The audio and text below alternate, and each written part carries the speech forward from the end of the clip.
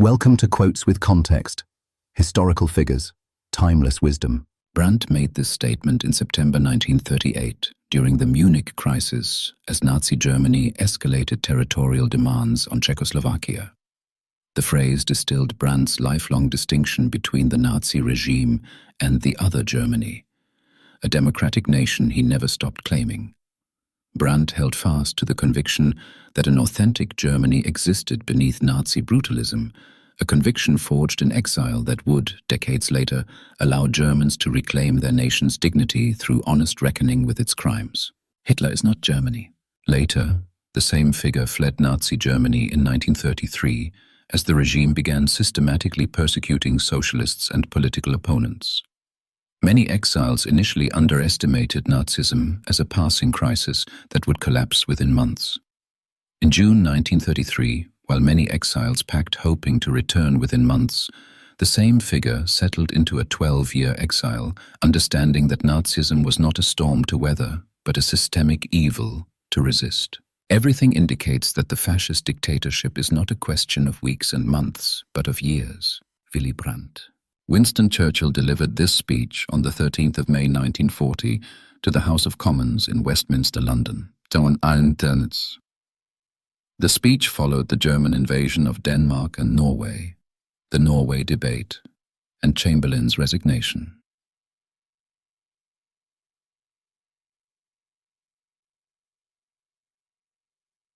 Churchill stood before a packed House of Commons chamber in the afternoon light of Westminster, his voice steady as he uttered the stark formulation of what lay ahead, rejecting any false promises or easy solutions. I have nothing to offer but blood, toil, tears, and sweat. Later, the same figure delivered this radio broadcast on the 19th of May 1940 from BBC Broadcasting House in London. The broadcast occurred as German forces achieved a breakthrough at Sedan and the Meuse River, threatening the French army and British positions. Millions of British citizens huddled around their wireless radios in their homes and workplaces, hearing the same figure's grave voice through crackling speakers as he invoked biblical courage and national defiance in the face of Nazi tyranny. Arm yourselves and be ye men of valor. It is better for us to perish in battle than to look upon the outrage of our nation and our altar. Later, the same figure delivered this speech on the 4th of June 1940 in the House of Commons, Westminster, London. The speech followed Operation Dynamo, the evacuation of over 300,000 British Expeditionary Force troops and Allied soldiers from Dunkirk.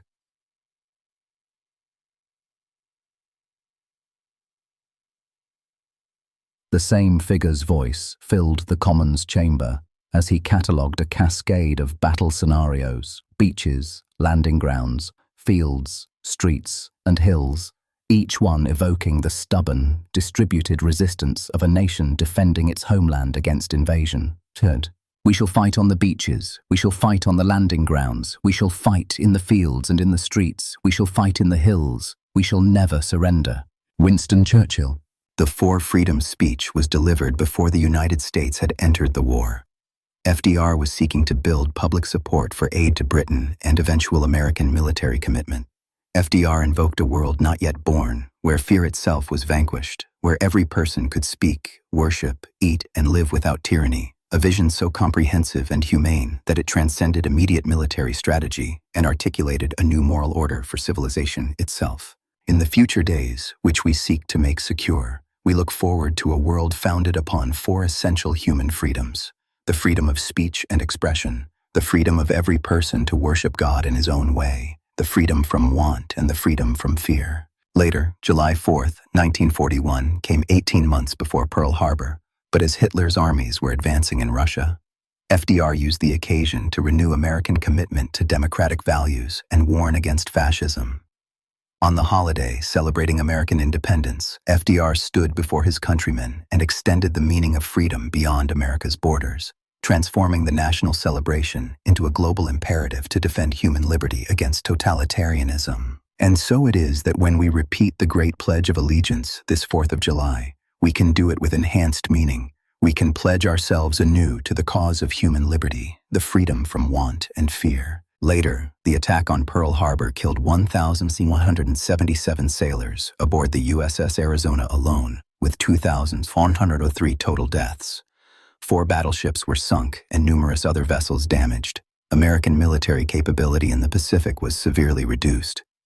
FDR sat in his wheelchair before Congress, his voice steady as he recounted the shock and betrayal of the previous day, transforming grief and anger into resolve, a moment where the nation's isolationist past dissolved and American power was unleashed against global fascism. Yesterday, December 7th, 1941, a date which will live in infamy, the United States of America was suddenly and deliberately attacked by naval and air forces of the Empire of Japan. Later, these concluding words followed the famous date which will live in infamy opening. FDR's invocation of inevitable triumph was meant to steady American resolve at a moment of shock and vulnerability.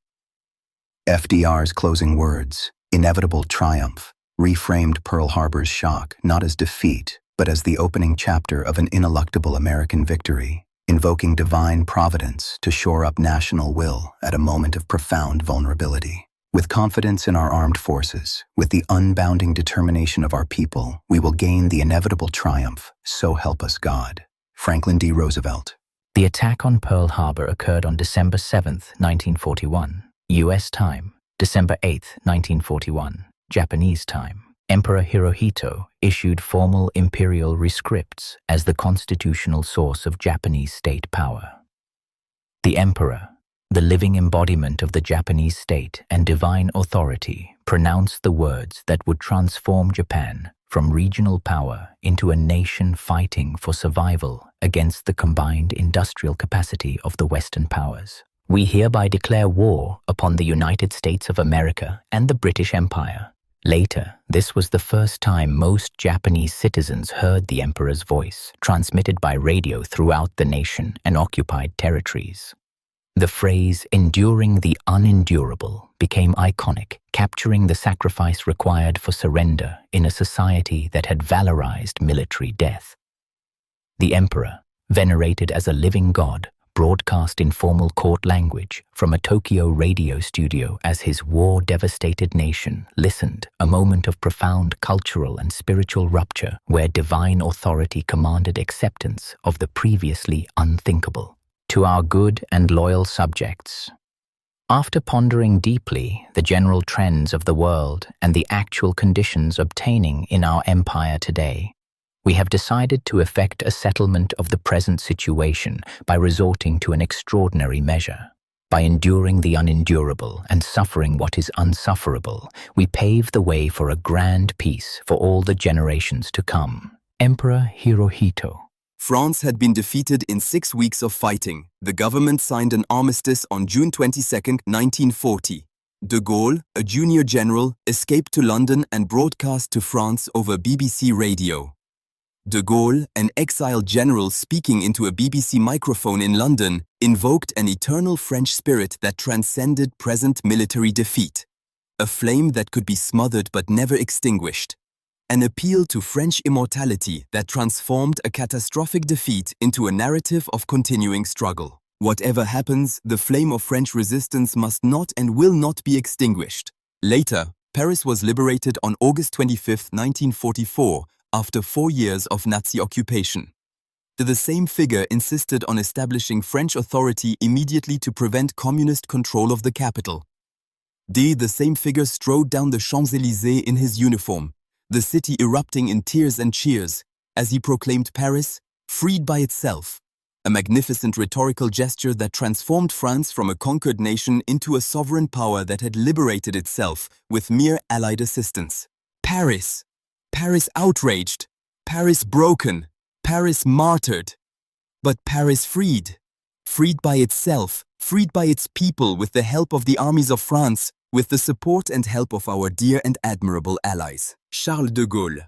By summer 1942, German forces had advanced deep into the Caucasus and toward the Volga River. Order No. 227 mandated severe punishment for retreat, including blocking detachments and execution of officers.